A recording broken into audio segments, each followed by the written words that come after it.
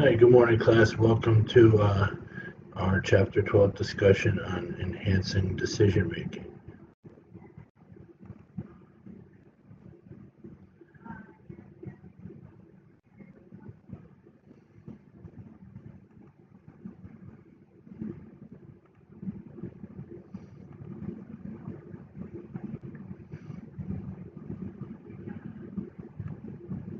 Okay.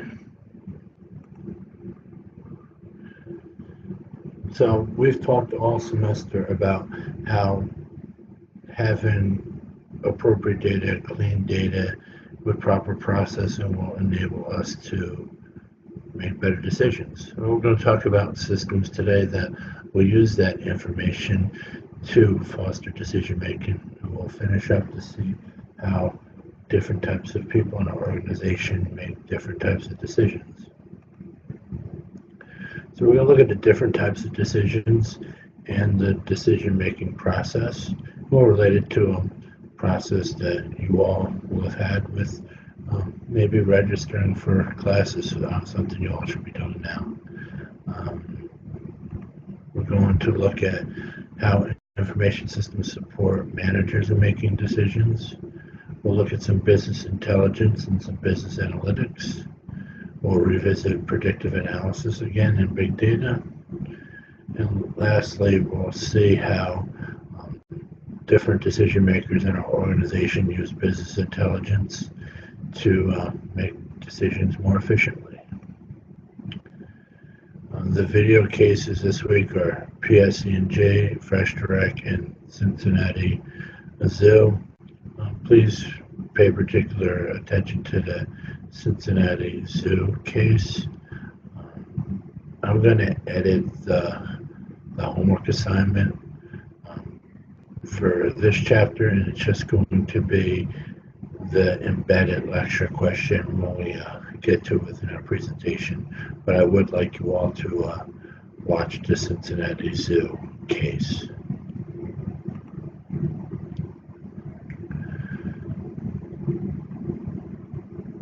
So, why do we need to improve decision making?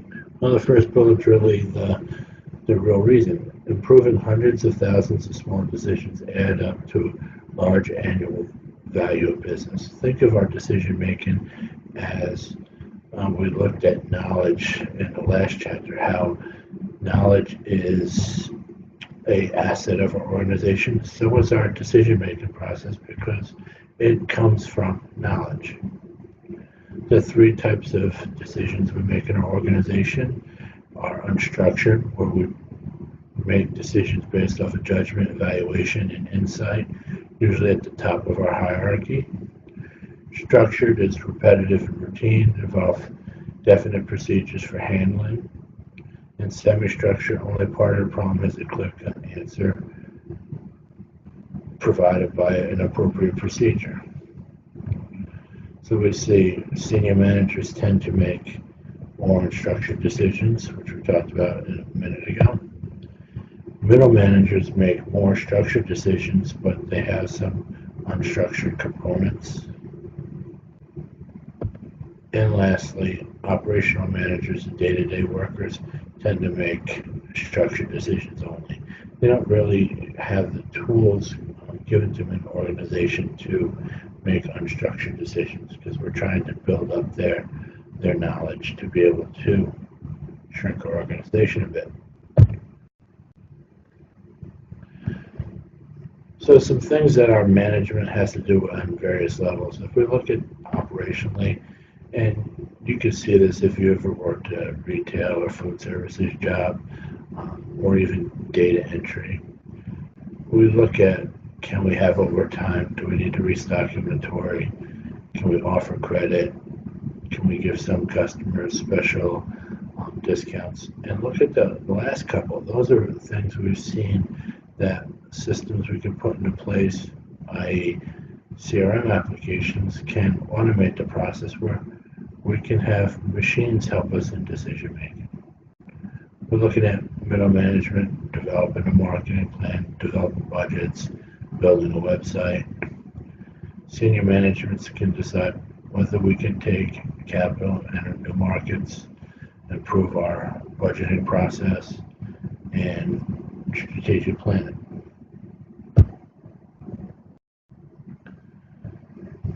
The decision-making process as it's determined in IT starts at intelligence. That's our discovery phase. We'll see when we start developing systems, we start with discovery as well. We have to really know what we're doing. So discovering, identifying, understanding problems. Design is coming up with possible, plausible solutions for a problem. Choice is choosing the best alternative with the highest return on our investment. And lastly, implementation, choosing which design we're going to use and seeing how we're going to make it work and monitoring its success or failure. So this is a graphic depiction of that process we just talked about. So we say, what is the problem? What are the possible solutions? What's the best solution? And is the solution working? And we can follow the flow as it is. So what's the problem? We have X, Y, and Z solutions, or we don't have a solution. We go back and look at what the problem is. We have a solution. We choose the best one. And lastly, we implement it. The role of management. Systems can assist in some of the roles played by managers. Really helps with structured decision making. Our classic model of management has 5 functions: planning, organizing, coordinating, deciding, and controlling. Our Ritzberg's 10 managerial roles. You'll see a couple multiple choice questions on the final on these roles. We see interpersonal roles of figurehead, i.e. Queen of England, leader, liaison, informational roles, nerve-centered disseminator and spokesperson, and decisional roles, entrepreneur, disturbance handler, resource allocator, and negotiator.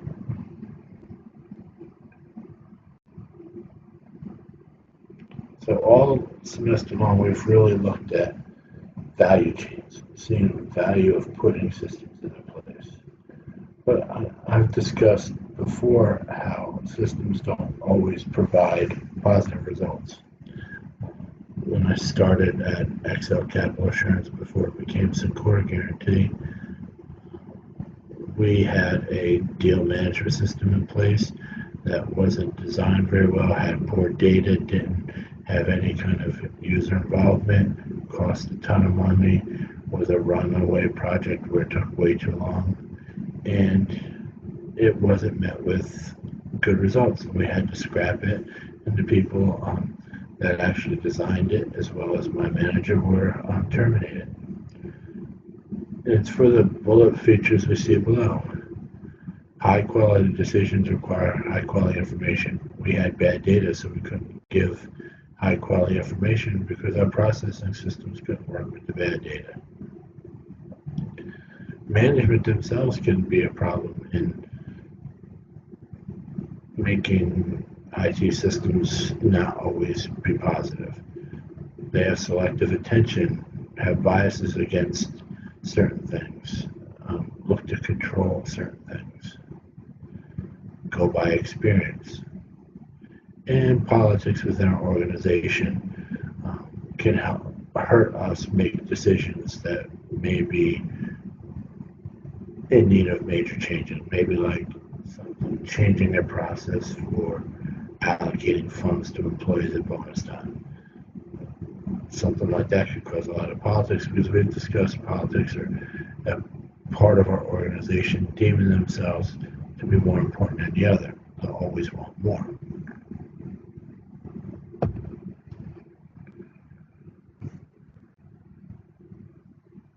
High velocity automated decision making. We automate the mundane, the things we do over and over again. Things that we don't really need humans to do. You look at an example here, executing trades on a trading desk, made possible by algorithms that define our steps It's very structured-based program and agile programs. We have to have safeguards in place, though, for things we let Big Brother handle. If the stock market sees anomalies in its trading patterns, or if the Dow Jones is going way too high or way too low, there's safeguards in place that'll stop automated trading, that'll stop trading itself. We have to have checks and balances to make sure our systems are working properly. Business intelligence. It's our infrastructure for collecting, storing, analyzing data. We store it in databases, data warehouses, and data marts. I want to see what you guys remember from Chapter 8. So our lecture question today, what exactly is a data mart? If you don't remember, go back to our Chapter 8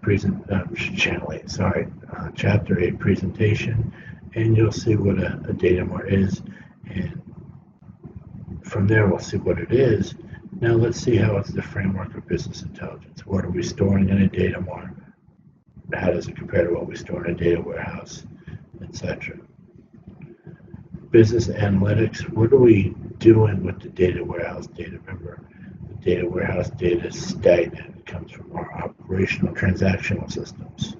What tools are in place for analyzing data? Some of which are here. Online analytical processing, statistics, models, data mining, which is now called predictive analysis. 6 elements for a BI environment. First of all, data from the business. We need a BI infrastructure. We need a BA toolset. We need to know who our users are and how they make decisions. We need to know how we're going to disseminate the results of our BI environment and the user interface. This user interface will be very visual. We'll give as little data as possible to be able to make a decision maker make a decision. We don't want to give a 30-page presentation when it can suffice with 3 pages. We have to know the role of the decision maker. And we'll see what a management information system, a decision support system, and an executive support system are in a slide or two. So going back here, data from the business environment, you see where it comes from. Call centers, website forms, mobile devices, social media, transactions in our stores, suppliers, and governmental data.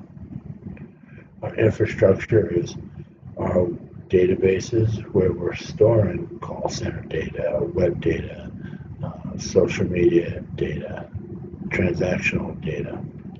Our data warehouses where we're storing historical data from the previous systems. Data mart, I'm not going to tell you what it is because that's for you to tell me, and our analytical platforms. Our tools are models, and we'll look at pivot tables in a bit.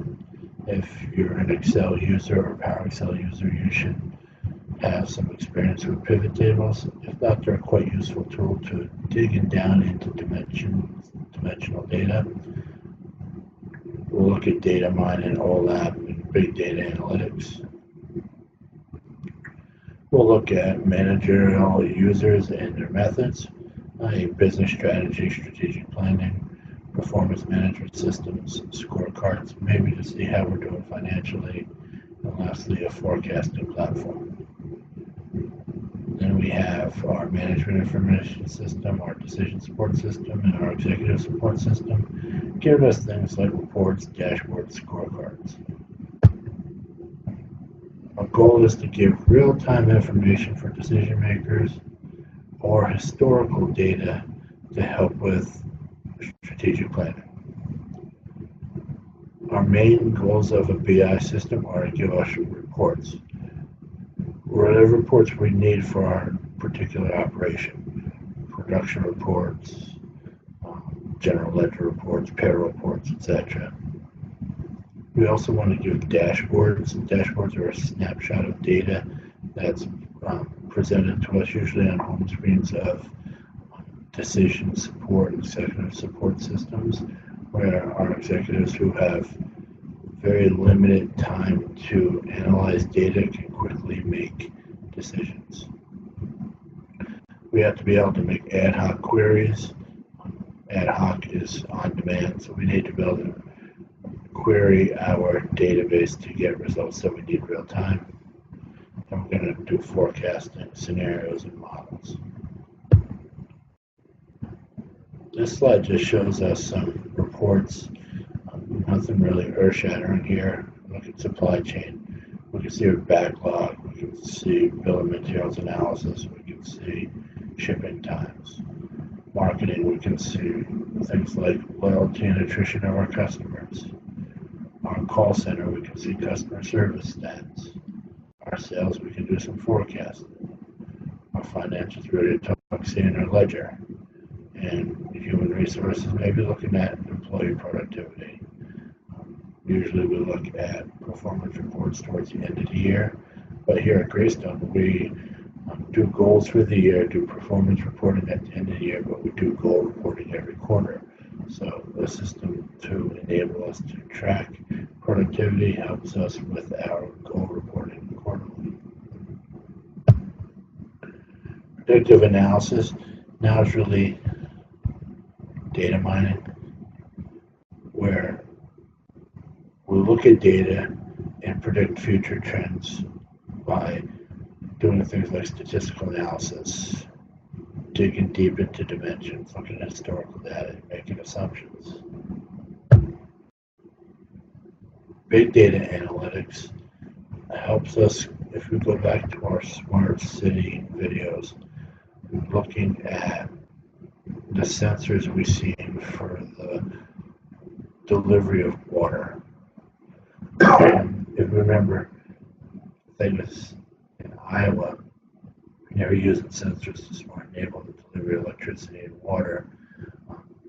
Those patterns, that history is stored in big data. We have huge subsets of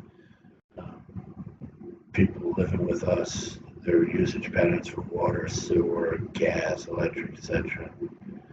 We can also query things from social media, from transaction systems, etc. We can get real-time analysis of water usage, power consumption, prevalent really in summer when we're going to run air conditioning more. We need to predict if we're going to have some kind of outage. The bullet our author gives, real-time personalized shopping experience. When you log into Macy's with an account, you're going to get a personal experience on what you bought, what you may like or dislike based on previous purchases.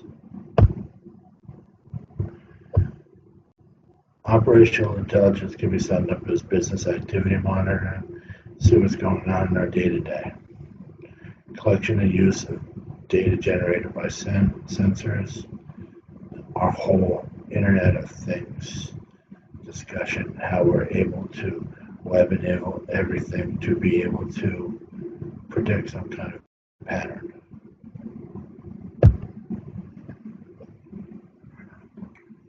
Geotrack and geoinformational systems. We talked a bit already about how things like Google will use geotracking to know where you are, provide you with route details, provide you with snapshots of things you may need in the area. They've now partnered with Dunkin', so if you load up your Google Maps, you'll see where Dunkin' sales locations are.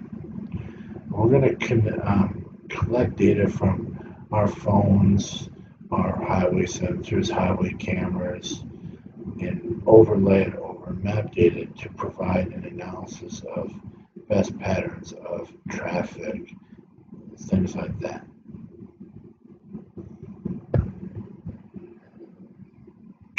How do we develop a BI and BA capabilities?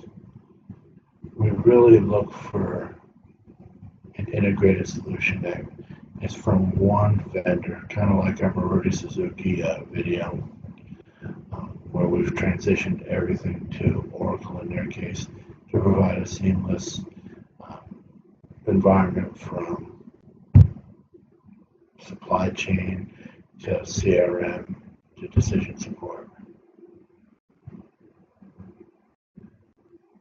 All BIB systems bring high switching costs because we're vendor dependent, so we may have one solution in place run by Microsoft. To keep a one-stop integrated solution and move it to Oracle, we had to change all our systems, change our infrastructure, change our training platforms, actually do training.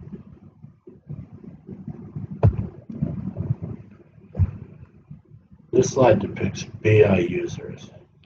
So power users, producers are 20% of our employees. We look at IT developers. They can have production reports. Super users use dashboards.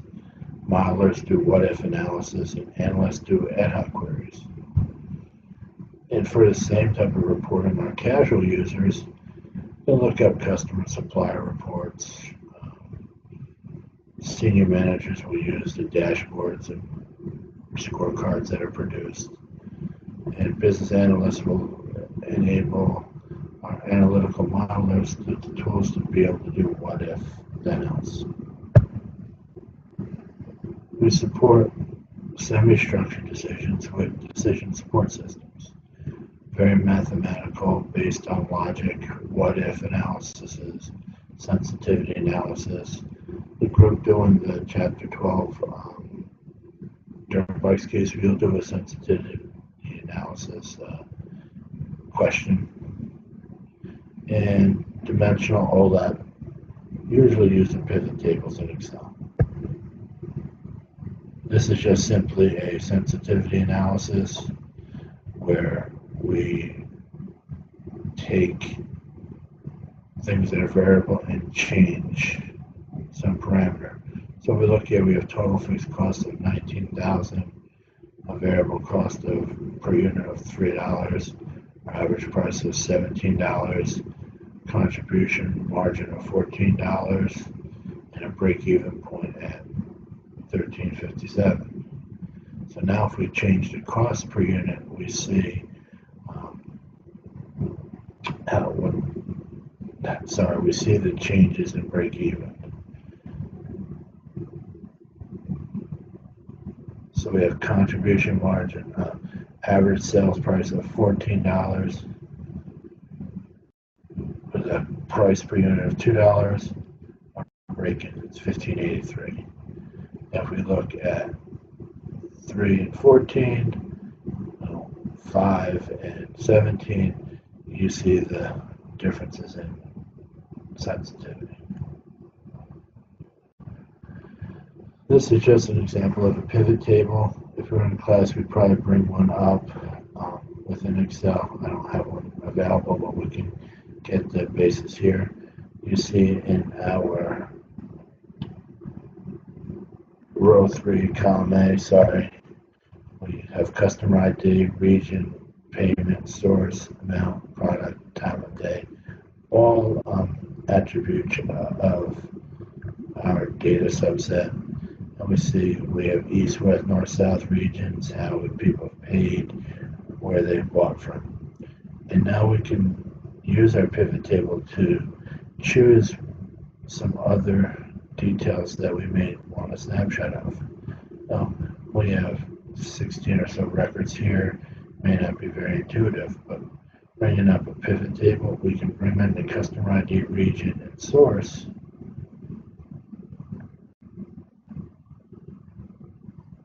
We label what we're going to have in our columns and rows.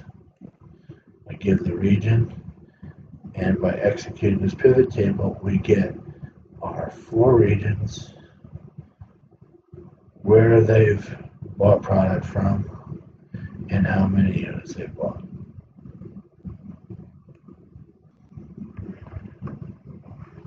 How do we support senior management? Well, we really have to get an understanding of what senior management does. Strategic planning 3 to 5 years out, overall success of our organization, ultimately responsible for our survival. Typically, senior management has worked their entire careers to get to this point. Now we need to focus their activities on how to best use their time. And we typically do so by scorecards. Quick snapshots of data, could be dashboards as well.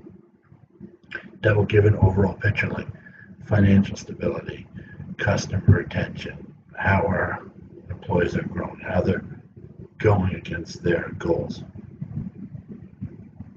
Excuse me, my voice is starting to fail a little bit. Based on KPIs or key performance indicators. So here at Greystone, we have a goal set up quarterly. Some are due first, second, and third quarter, and we have in our ADP performance tracking system percentages of completion. So that percentage of completion is a KPI for us to determine how we're performing based on goals. So I may have a goal that says, give new hardware to our employees that have something 3 years or older, and the goal is to be done 100% in December. But quarterly I have to update it, so I may be 10% done now.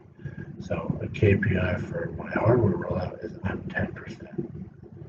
And decisions can be made based on that 10%, but when the employees aren't working well enough with their older equipment, if performance is lagging, if they're not getting scorecard information to our CEO quickly enough because of the performance of the equipment, we may make changes in our rollout patterns based on things like that.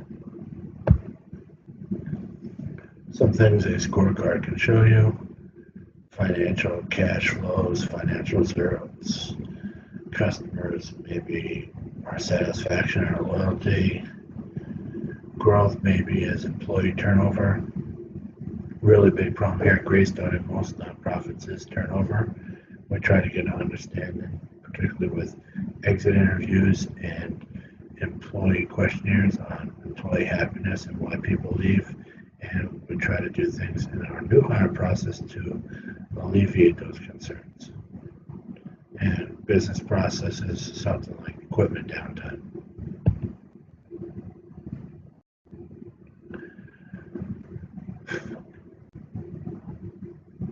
BPM, Business Performance Management. It takes our strategies, we've talked about these before, low cost provider, etc., and how do we turn them into targets. KPIs, again, manage progress towards our goals. We get data for our executive support systems and decision support systems from our enterprise applications. If we don't have enterprise applications, we get it from each application that supplies us data, and then we use the ESS as a foundation for an enterprise system. We can get external market data. Back in the Secure days, we used to get data from Dow Jones and Bloomberg to directly feed into our surveillance system to predict the viability of doing a deal or not. Group decision systems are systems that help us promote working together, promote teamwork. Some of which we've used here in class to do our dirt bikes case. Google Hangouts, Skype, Cisco's meeting room capabilities, the WebEx environment I'm talking to you all now on. Way to capture ideas and responses. If this was a live meeting with you all and you were joined on, you could provide comments on slides, you could raise your hand, we could have ideas, we could have a group discussion with responses, and then we could store those responses for future playback to see what we were talking about, how we enabled to go forward with the project to paint the color of this room from yellow to, say, blue. And that's it for this chapter, guys. Like I said, I'm going to edit the homework to just be giving me that response to the question. I'm going to try to put up a form about Watson and supply chain and maybe CRM. So we'll see you for chapter 13.